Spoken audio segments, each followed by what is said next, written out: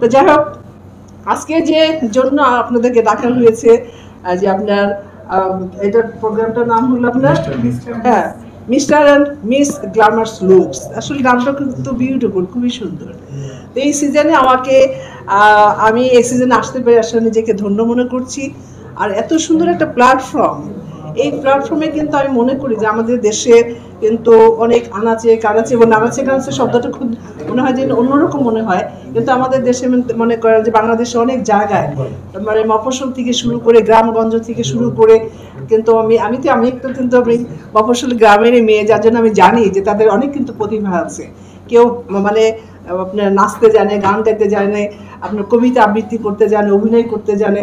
আবার কিন্তু দেখেন মফস্বলে আমি অনেক জায়গায় দেখেছি যে তারা কিন্তু অনেক মানে কারুকার্য মানে করেন, যে ড্রেসের ব্যাপারে আপনার যে মানে অনেক কিছু এই করতে পারে, যেমন তোমরা ড্রেস ডিজাইন করো, আমি দেখেছি আমাদের দেশের রাজবাড়িতে ওরা কিন্তু এগুলো অনেক পারদর্শী, কিন্তু প্ল্যাটফর্ম পায় না যে সেখানে যে তাদের এই কাজের এইগুলো প্রকাশ করবে। তা আমি সোহেলকে অনেক ধন্যবাদ জানাচ্ছি যে এত সুন্দর একটা প্ল্যাটফর্ম তৈরি করে দিয়েছে বা আবার শুরু হয়েছে বা হবে। তা আমি মনে করি এই ছেলে মেয়েগুলো যদি আসে, তাদের কিন্তু অনেক প্রতিভা আছে, এই প্ল্যাটফর্মে আসলে কিন্তু এই প্রতিভাগুলো আপনারা প্রকাশ করতে পারবে।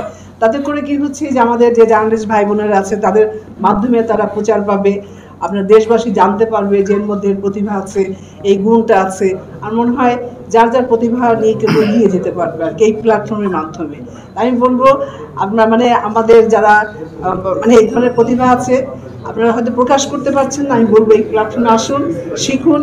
আর তারপরে যে অ্যাডলপের মতো মানুষ আছে, সে কিন্তু অনেক কিছু শিখাতে পারবে, আমাদের অনেক বড় অভিনেতা। অবশ্যই না না, কি বলো, আমি তো একটা সময় সেন্সর বোর্ডে ছিলাম, তোমার অনেকগুলো ছবি আমি দেখেছি, খুবই ভালো অভিনয় করে সে। আর সোহেল তো খুবই নিবেদিত প্রাণ, সে এই স্টুডিওটা করেছি শুধু আপনার সংস্কৃতি মানুষের জন্য। এখানে আমি অনেকবার এসেছি, অনেকেই কিন্তু এখানে ডান্সে গ্রুমিং করেছি, অনেক সময় র্যাপের কি বলে রিহার্সাল করেছি, আমিও অনেক সময় জাজ হয়েছি।